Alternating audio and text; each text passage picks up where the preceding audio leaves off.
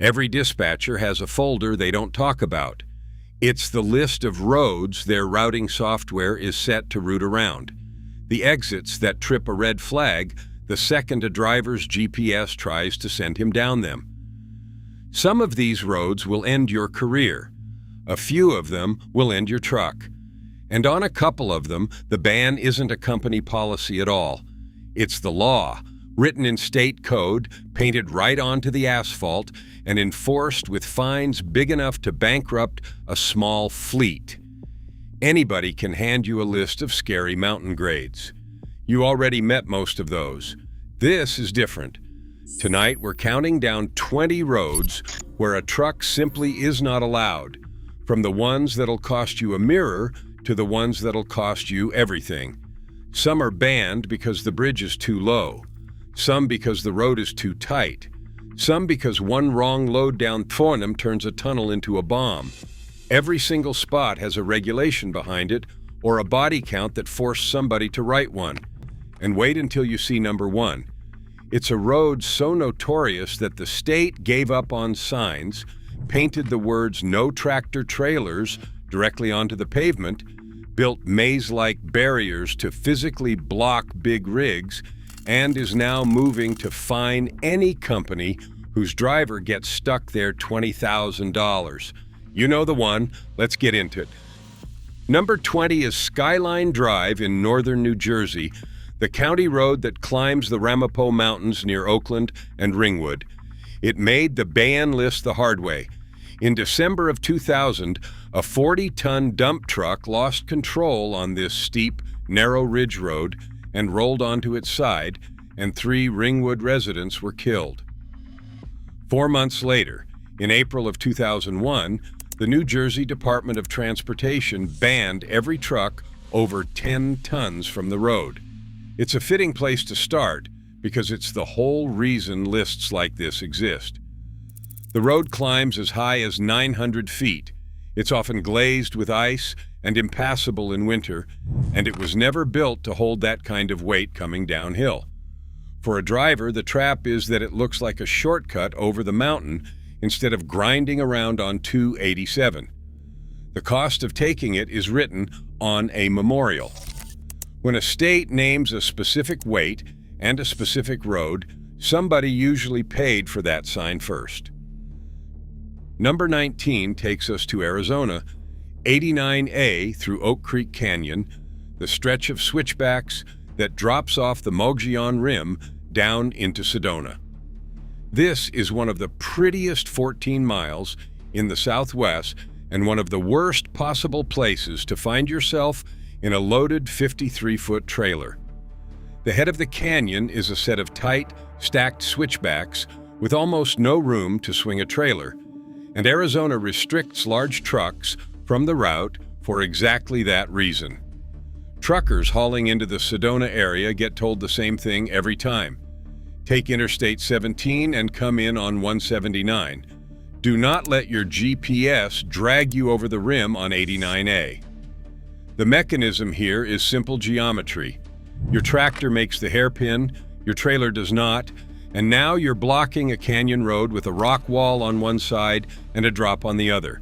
The cost is a blocked highway, a very awkward call to dispatch, and a tow bill in a place where tow trucks are an hour away.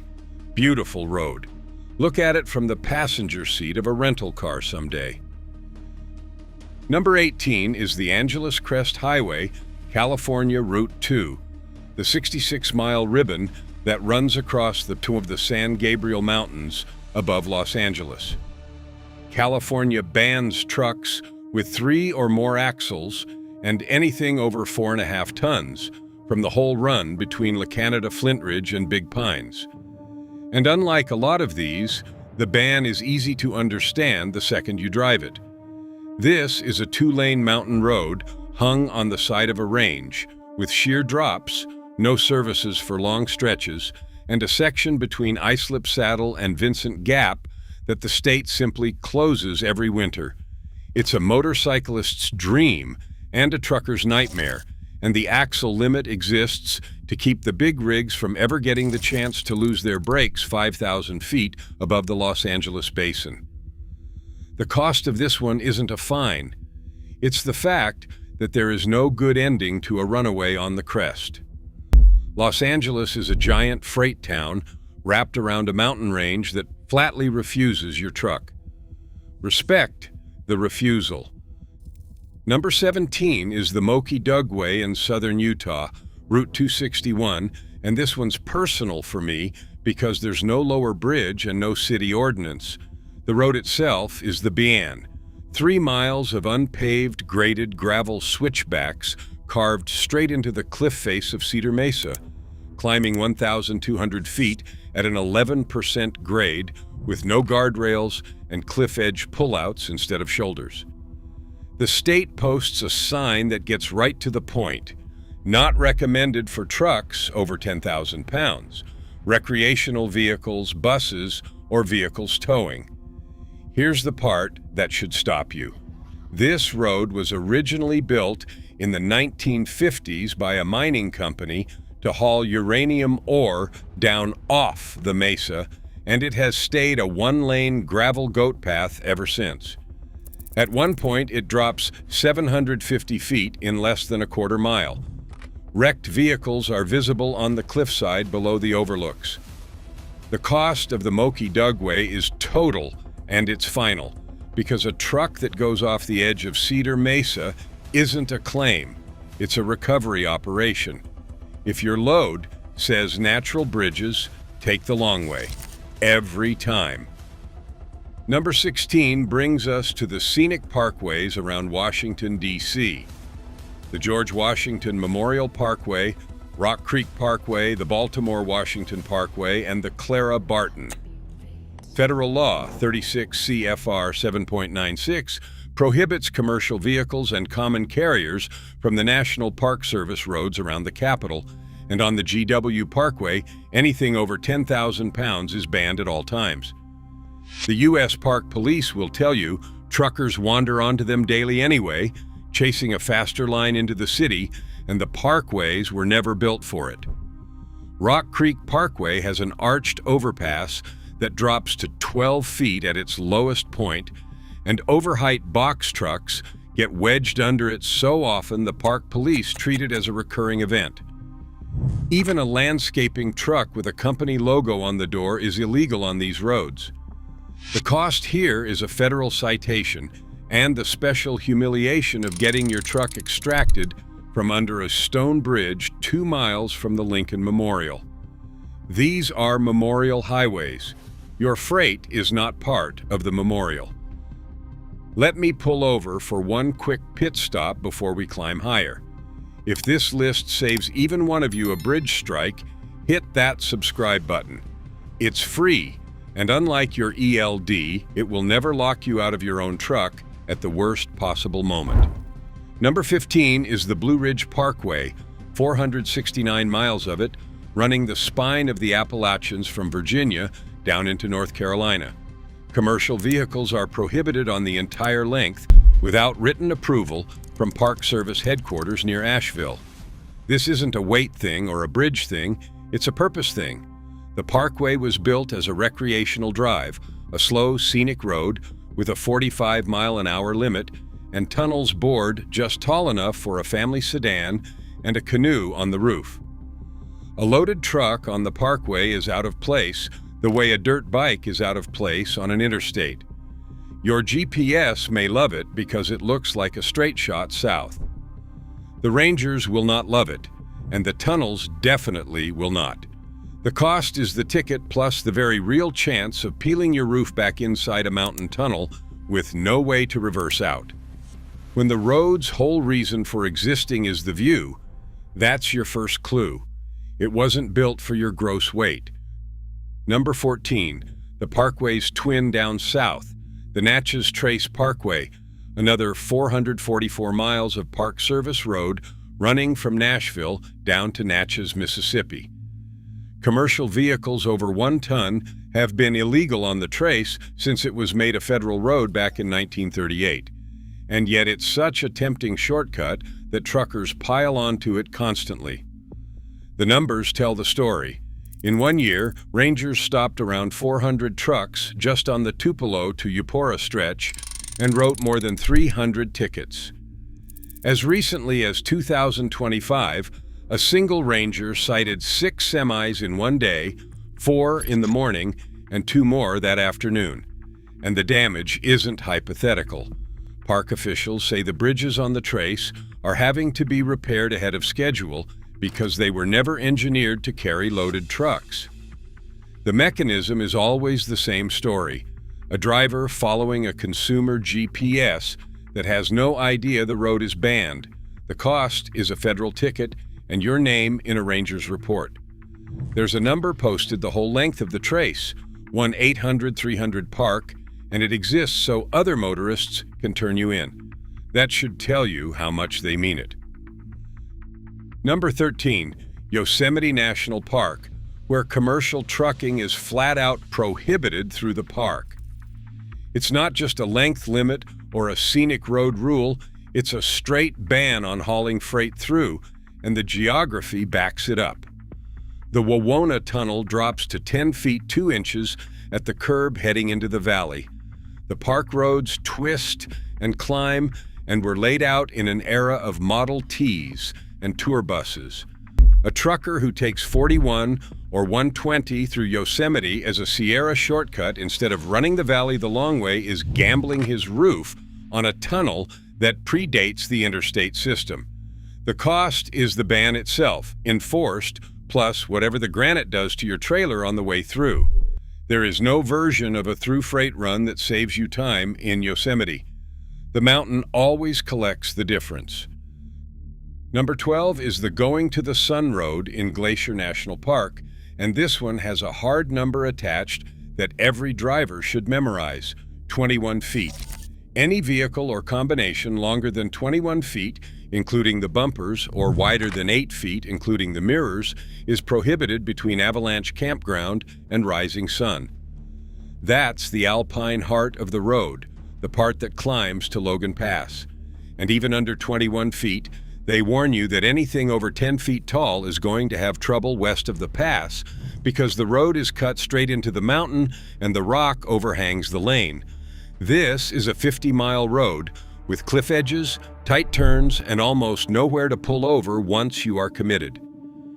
The 21-foot rule is not a suggestion. It is the maximum length of vehicle the engineers believe can physically make the corners without going over the side. The cost of ignoring it is the most literal one on this list. Glacier named the road after the sun.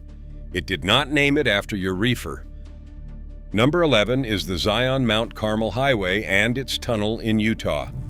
Semi-trucks are banned outright. So is any vehicle over 13 feet 1 inch tall, anything hauling hazardous materials, anything over 50,000 pounds, and any single vehicle over 40 feet or any combination over 50 feet. That 1.1-mile tunnel was bored through solid sandstone in 1930, back when the longest non-urban tunnel in the country was still a marvel, and it is far too narrow for a big rig to hold a lane. They know this because a semi-truck got wedged inside it once, stuck about 600 feet from the exit, and the driver got cited for it. The park is tightening the restrictions even further. As of June 2026, after 2 separate federal safety studies said larger vehicles simply cannot stay in their lane on the switchbacks. The cost here is a wedged truck inside a historic tunnel, structural damage to a National Register landmark, and a citation on top of it. When a road makes even the oversized recreational vehicles pay for an escort and wait for a ranger, a 53-footer was never part of the plan. Number 10 is Independence Pass in Colorado, Highway 82, the highest paved state highway in the state at 12,095 feet, and it is closed to anything 35 feet or longer at all times. That includes your tractor and trailer measured together. The reason is that several sections of this pass narrow down to a single car's width, with tight curves and steep drop-offs and no room for two-way traffic, let alone a semi. Colorado enforces it hard, with fines running north of $1,100, and drivers still try it. The most telling episode came in 2020, when a wildfire shut down Interstate 70 and desperate truckers started diverting over Independence Pass, looking for a way around. The Pitkin County Sheriff's Office logged 75 contacts with semis in a matter of days and wrote a stack of $1,100 tickets before they finally stationed deputies at the gate and shut the whole thing down. The cost is that fine, plus the fact that if you meet oncoming traffic on a single-lane section at 12,000 feet, one of you is backing up a mountain. Even when the interstate is on fire, this pass is not your detour. Quick one while we are up here in the thin air. If you are nodding along at these, do me a favor and tap that like button. The algorithm treats likes about the way a broker treats your detention pay. It acts like it does not see them, but eventually it comes through. Number 9 is Chicago's DuSable Lakeshore Drive. Trucks are banned on the outer drive, full stop, except for one short stretch between Interstate 55 and 31st Street. And it's not about a low bridge. Lakeshore Drive is legally a boulevard, and Chicago's ordinance keeps any vehicle wearing truck plates off it. A rule that goes all the way back to a Victorian-era grudge against commercial traffic on the city's scenic drives.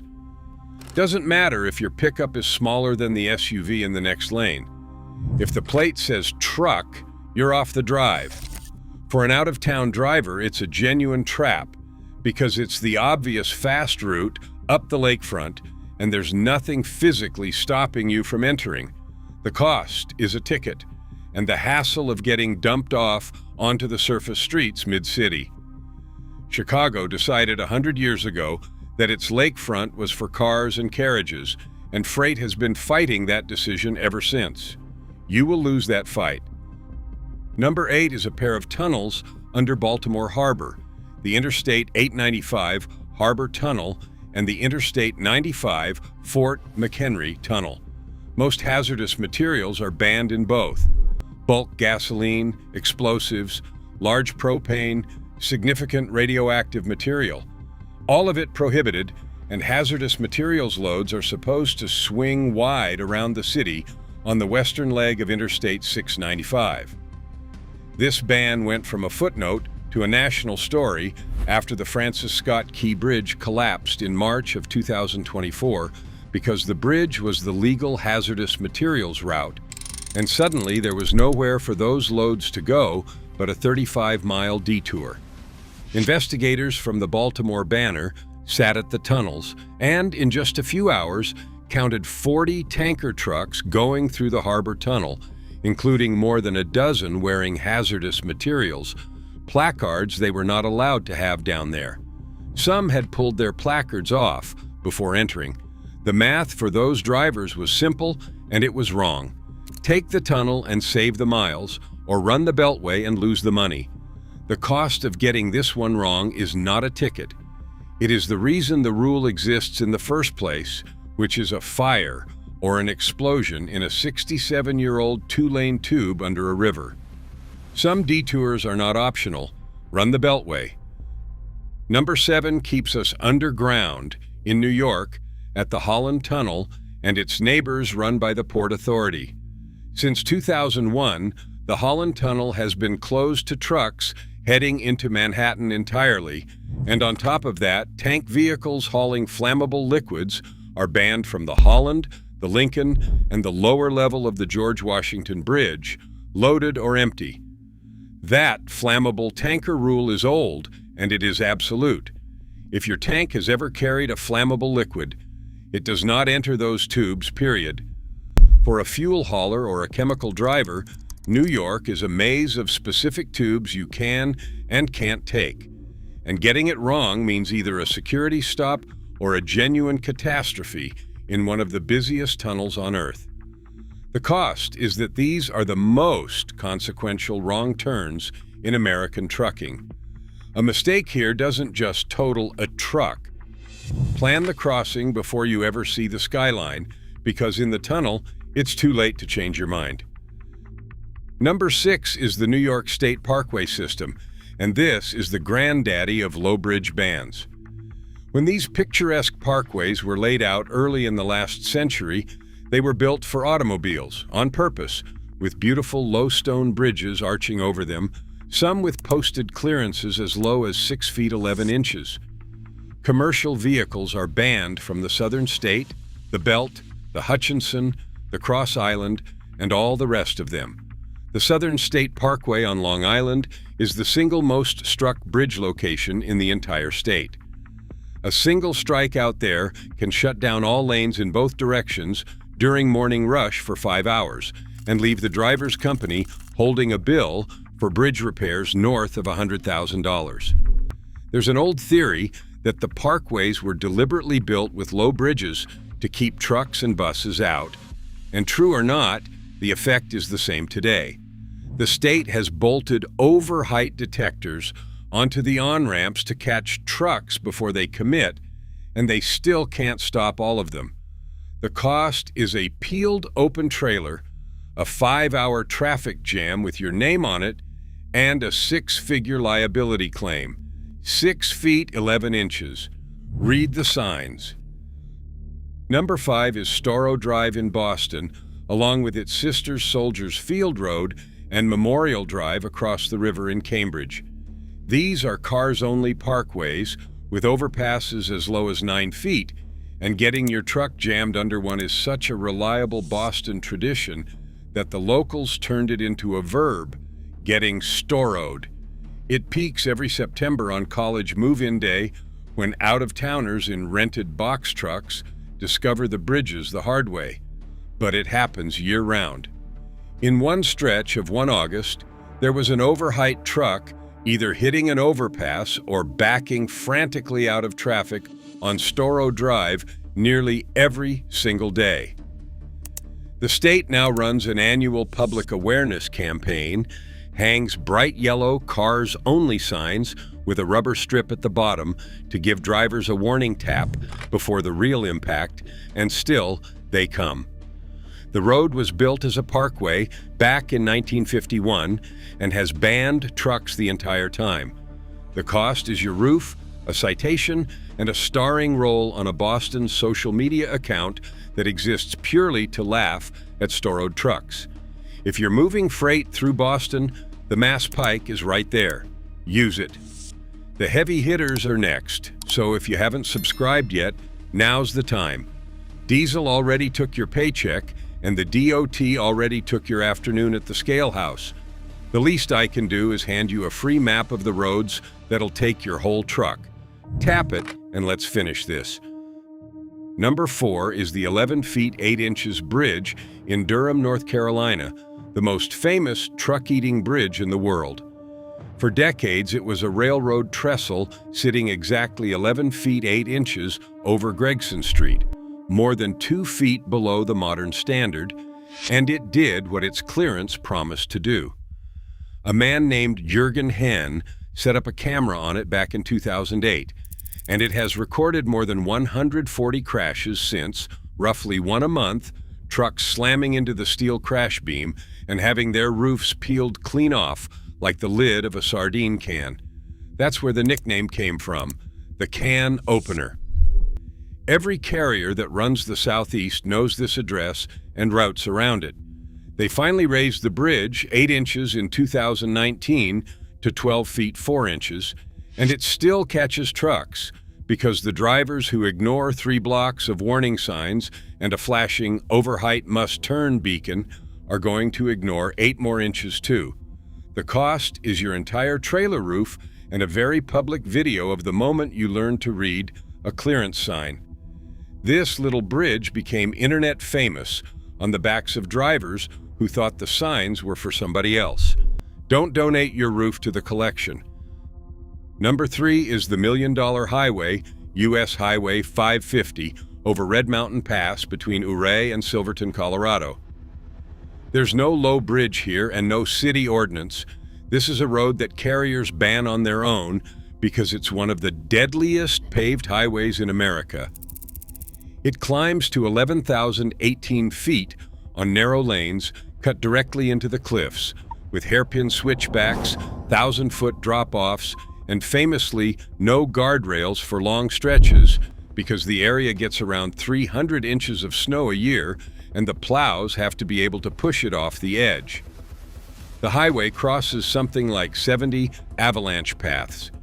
It has been ranked the second most dangerous road in the entire country. And it has been in the news specifically for a spike in truck accidents, with vehicles going off the side and plunging 300 feet into the canyon. Drivers have survived those falls, but only because a rope rescue team roped them back up to the pavement. The cost of the $1 million highway is the most severe kind there is, and there's no fine attached because the mountain does the enforcing. If a load routes you over Red Mountain Pass in a big truck, that's a conversation to have with dispatch before you leave, not a shortcut to discover at 11,000 feet in the snow. Number 2 is the Tail of the Dragon, US 129 on the Tennessee to North Carolina line, and this is the entry that fits the theme most perfectly of all, because a trucking company was begging its own drivers to stay off it 2 decades ago. This is the road with 318 curves packed into 11 miles, a motorcyclist's holy grail with practically zero guardrails, and for years, GPS units kept feeding truckers onto it as a shortcut across Blount County. It got so bad that back in 2006, Swift Transportation admitted in writing that they were trying to route their trucks away from the Dragon, but still had the occasional rogue driver who wanted to do it his own way. Between 2010 and 2012 alone, there were 204 crashes on that 11-mile stretch, 6 of them fatal.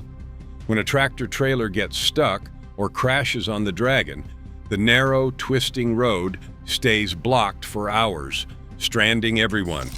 So both states finally banned it. It is now illegal to run anything over 30 feet on US 129 across the state line, and North Carolina extended the ban onto North Carolina 28 and the entire Cherohala Skyway 2. The cost is a blocked mountain road, a jackknifed rig you'll be explaining for weeks, and the knowledge that a major carrier saw this coming years before the law did. When your own company is writing memos about a road, believe them. And that brings us to the worst one. The single most banned road in America for a trucker is Smuggler's Notch, Vermont Route 108, the narrow mountain pass between Stowe and Cambridge. Tractor trailers are prohibited by state law, spelled out in Vermont code, and this road has fought truckers so hard for so long that the state's entire history with it reads like a losing battle against physics. The pass is a 3.5-mile squeeze of snake-tight curves at 2,000 to 160 feet, so narrow and so twisted that a semi simply cannot make the turns, and yet, on average, about 7 tractor-trailers get stuck in the notch every single year. More than 50 got stuck between 2009 and 2017. In 2016 alone, it was nearly a dozen.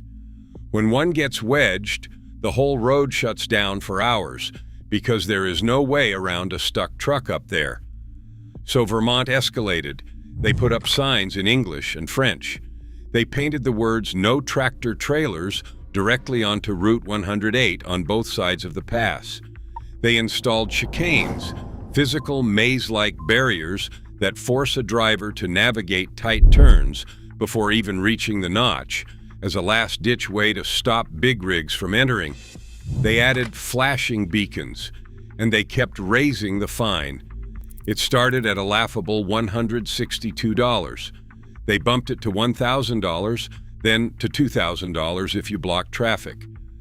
As of 2026, lawmakers are moving to raise it to $10,000 just for driving a prohibited vehicle into the pass, and a staggering $20,000 if you actually get stuck, with the penalty doubling for a repeat within 3 years.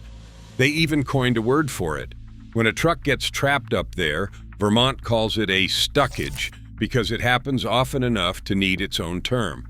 Everything on this countdown lives on this one pass. The low-clearance disaster of Storrow, the tight turn trap of the Dragon, the mountain drop-offs of the $1 Million Highway, and a legal ban so heavily enforced that the state resorted to painting it on the ground and building walls to keep you out. The cost of Smuggler's Notch is now the highest hard dollar figure on this entire list, up to $20,000, plus the several hours you'll spend blocking a beautiful mountain road while a wrecker figures out how to free your trailer without sending it over the side. Every list has a worst. Vermont built barriers, painted the asphalt, and priced the mistake at $20,000 to make sure this one earned it. If your GPS says 108, your GPS is trying to end your quarter. So that's the map. 20 roads from a memorial ban in the Jersey Mountains to a painted warning on a Vermont pass. And notice the pattern the whole list kept whispering. The ban is almost never arbitrary.